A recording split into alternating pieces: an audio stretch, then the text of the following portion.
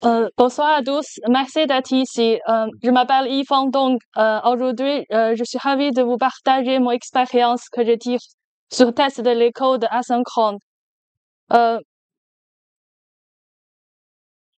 Nous savons tous que les tests sont essentiels pour la qualité du code, parce que les tests servent les documentations vivantes sur le fonctionnement de chaque composant. Et le test des composants individuellement garantit que tous les aspects de chaque module sont pris en compte. Et lorsque une composant est testée indépendante, il est plus facile d'identifier l'origine du problème. Mais tests de code asynchrone, c'est là que les choses commencent à se compliquer. Donc, prenons une architecte assez classique. Ce système est comporte deux couches. Une couche session qui gère les permissions et le couche serveur qui effectue le calcul. Lorsque l'utilisateur qui envoie une demande à couche session, qui va demander à couche serveur pour exécuter cette commande, et le couche serveur va envoyer une notification avec tous les résultats. Ensuite, le couche session va appliquer le droit et envoyer la notification à l'utilisateur pour le résultat filtré. Je voudrais tester que lorsque une action est effectuée par l'utilisateur, il reçoit bien la notification attendue. Il faut comprendre que dans le système, calculer prend du temps et appliquer le droit prend du temps aussi. Pour que le serveur puisse gérer plusieurs notifications sans bloquer le traitement des autres requêtes, j'ai utilisé un thread pool dans le serveur pour envoyer la notification. Et c'est le même pattern qui est appliqué dans la couche de session. Et aujourd'hui, pour simplifier la démonstration et gagner du temps, on va tester que ce partie, la couche session. Maintenant, prolonger dans le code.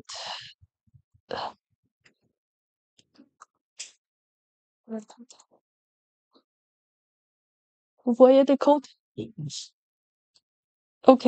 Donc ici, il y a un client qui veut subscribe sur un service qui va recevoir la notification, qui va envoyer la requête et le service qui peut exécuter une commande.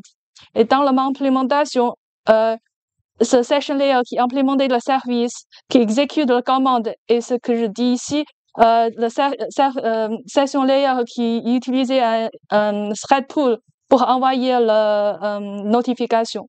Donc, le premier temps pour exécuter le test, c'est simple.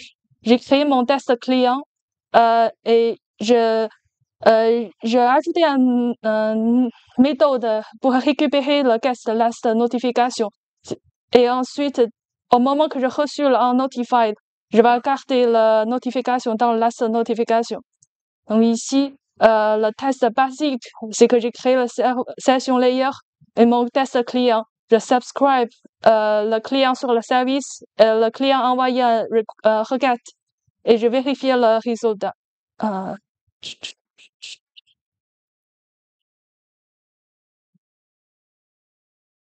Et quand je l'exécute, malheureusement, c'est nul, ce last notification. Donc, qu'est-ce que se passe ici? Je dois besoin de debug. J'ajoute un point d'arrêt ici et ici pour vérifier quand est-ce que j'ai reçu un notify et qu'est-ce que la last notification que j'ai eu. Si on relance, on trouve que d'abord, c'est le main thread, le thread de test, qui va récupérer la last notification. Et ensuite, c'est le thread pool que j'ai créé dans la session layer qui va être créé dans la last notification. C'est pour ça que, à la fin, c'est nul. Donc, la première solution dans mon tête, c'est que si j'attends assez longtemps pour que un notify qui arrive avant que get last notification, le test va passer. Donc ici, j'ajoute un thread sleep et si on re-exécute le test, on voit que le test passe. OK, mais c'est quoi le problème ici? En fait, ici, le problème, c'est que ce last notification, il a 12 threads qui a access sur le variable.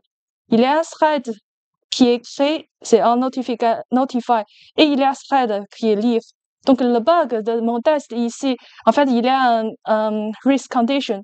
Donc, s'il y a un risk condition, c'est-à-dire que je ne peux pas prévoir le comportement de mon test. Donc, la première chose qu'on a appris sur mon test, c'est que lorsque plusieurs threads de lire et modifier ou mise à jour une variable en même temps sans une synchronisation appropriée, cela peut provoquer un comportement imprévisible.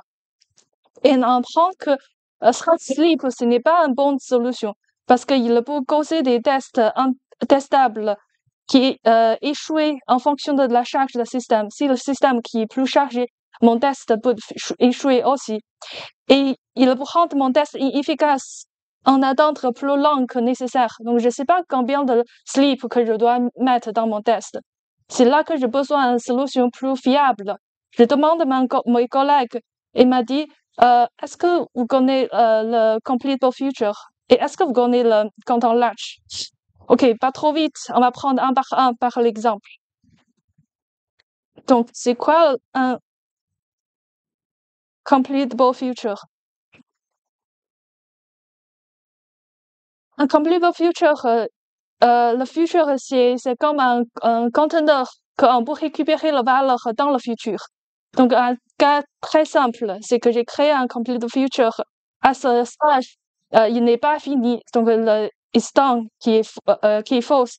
Une fois que je peux compléter avec une valeur explicitement, et à ce moment, ça va être true instant. Et je peux récupérer la valeur de join.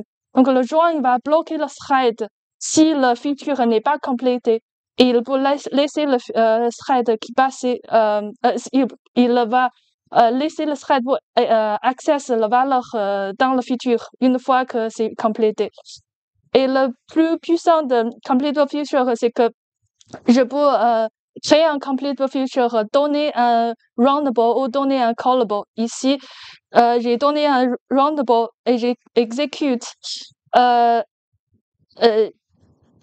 Et je fais un chronomètre avant et après le joindre.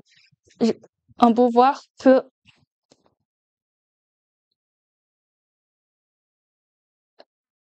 les tasks sont finis après 1 seconde, parce que ce task ici, j'attends 1 seconde pour que ça finisse. Donc, donc, je peux utiliser le Complete Future dans mon cas original. Ici, ce last notification, je peux regarder comme un feature qui doit compléter.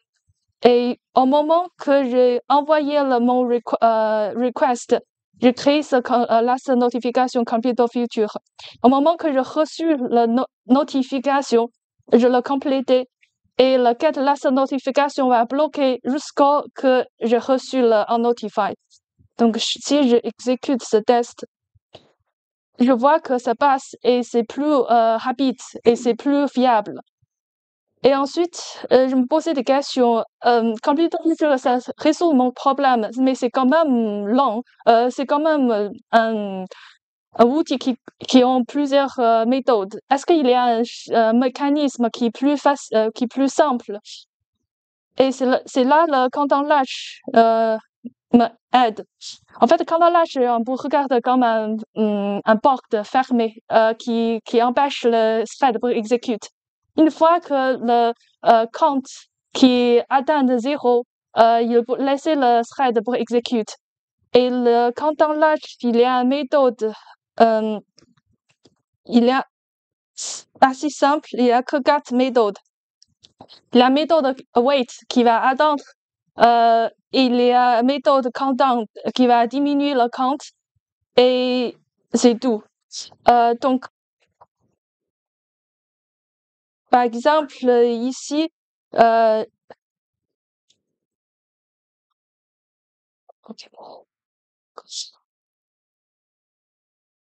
J'ai créé un compte en Latch avec 3 comptes. Pour chaque j'ai créé 3 services et submit dans un thread pour exécuter en parallèle ces 3 services.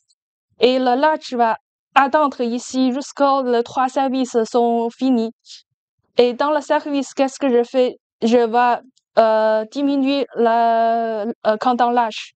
Donc ça, c'est plutôt très utile quand on a besoin de, par exemple, initialiser une application qui va déclencher plusieurs chercher de ressources, etc.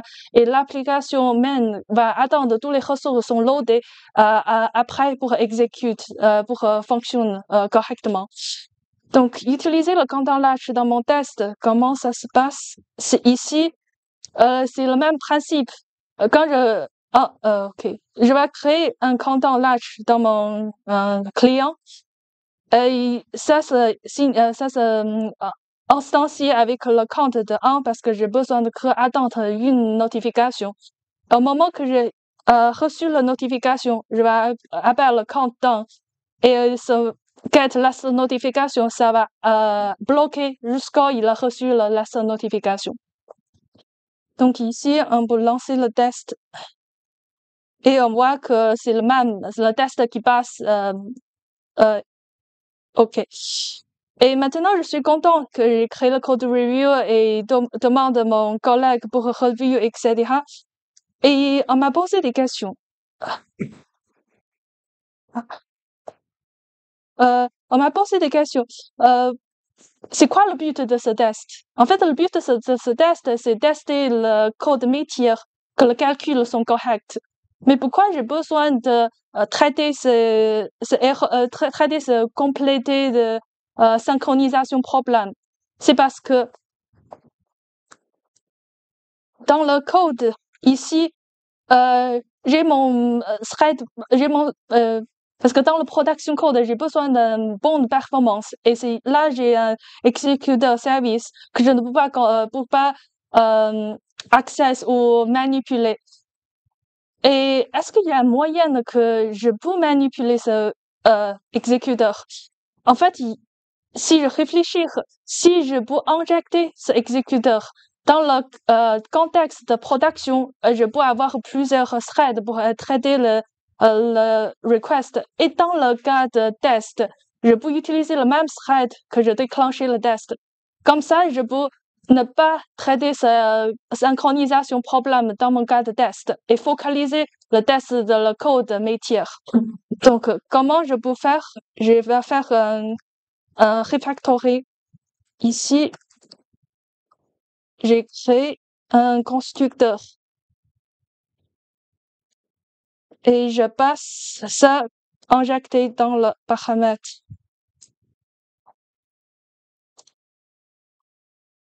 Et ici, ça besoin jusqu'à un exécuteur.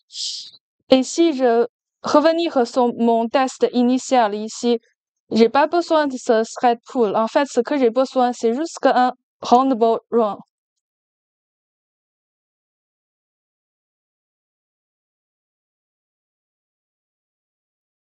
Et voilà, le test s'en passe. Donc maintenant, je suis content, vraiment content. Un petit,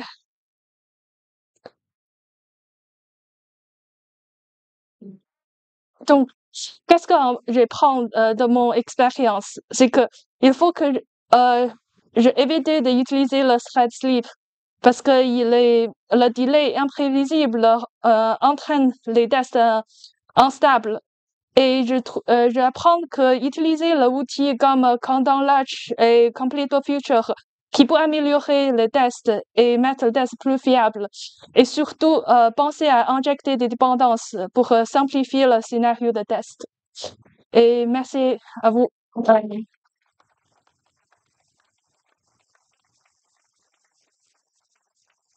Est-ce que vous avez des questions?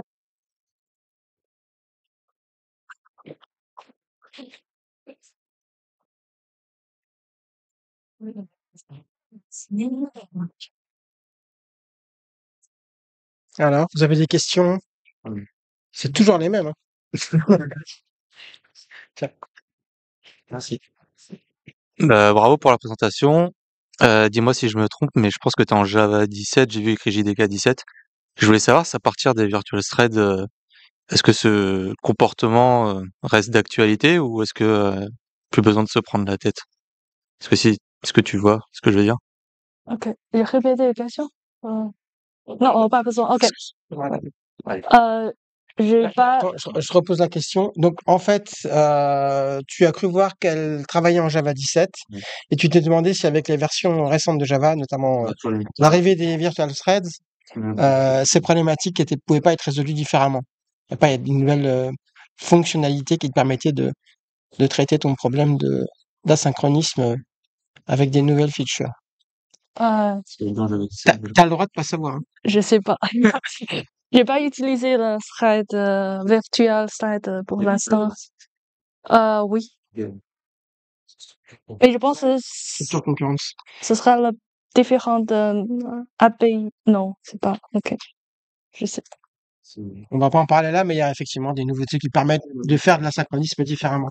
Quelqu'un a, c'est quand même, Je vais dire et pouvoir répondre. Merci pour la présentation et j'espère qu'elle va expliquer. Très intéressante.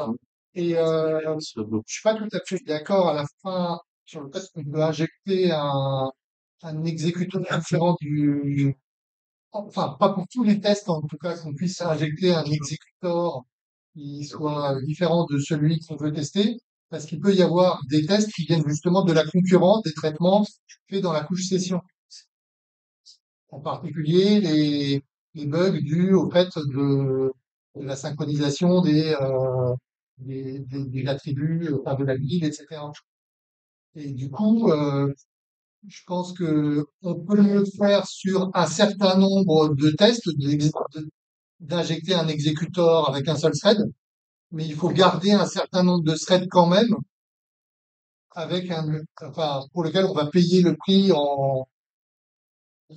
par le temps, mais qui va avoir un vrai exécuteur. Je suis désolé, il n'y a pas de question.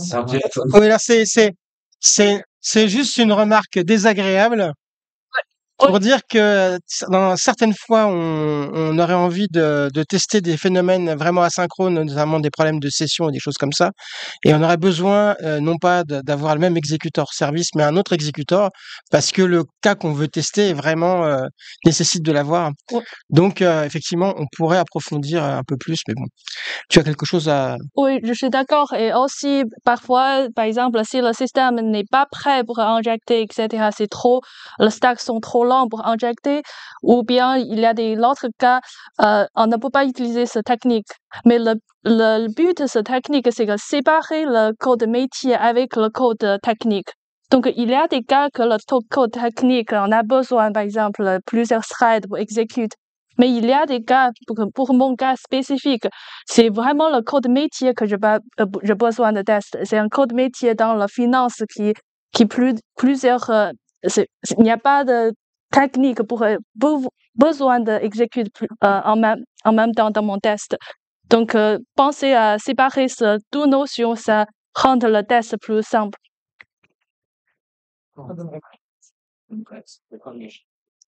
Oui? Merci pour la présentation. C'est pas une question pour vous, mais pour tout le monde. Est-ce que je suis en train de penser différemment ou je veux pas utiliser completable future dans le test, mais au lieu de ça, je vais penser d'utiliser la awaitility library. Utiliser quoi? Awaitility.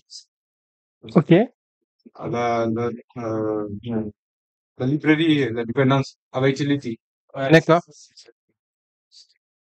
C'est une librairie qui te permet de gérer. Oui, c'est une librairie qui permet de gérer ça, ouais. Oui, c'est sûr. Est-ce que c'est bien? Mais, Tu reviens sur le use case. Effectivement, en fonction de ton use case, tu peux utiliser une autre librairie qui correspondrait mieux à ton besoin. Ouais. Et là, on va avoir le classique, ça dépend de ton contexte, en fait. Typiquement, pour répondre à ton point, et je vais même te conseiller de regarder les différentes vidéos parce que je sais que dans l'historique du Paris Jog, je l'ai présenté. Moi, j'utilise cette librairie-là pour faire les appels Kubernetes. Donc, dans mes tests perso, dans lequel j'utilise la librairie Fabricate pour faire des appels Kubernetes, etc. J'utilise cette librairie-là qui te permet de gérer l'asynchrone, de gérer les temps, etc. Mais c'est un autre use case, entre guillemets. D'accord? Et voilà. Donc, oui, c'est une librairie intéressante. Et d'ailleurs, si vous voulez faire une présentation sur cette librairie, vous êtes les bienvenus. Tu viendras me donner ton email. En tout cas, merci, Wilfried. Ton diplôme, ton mug,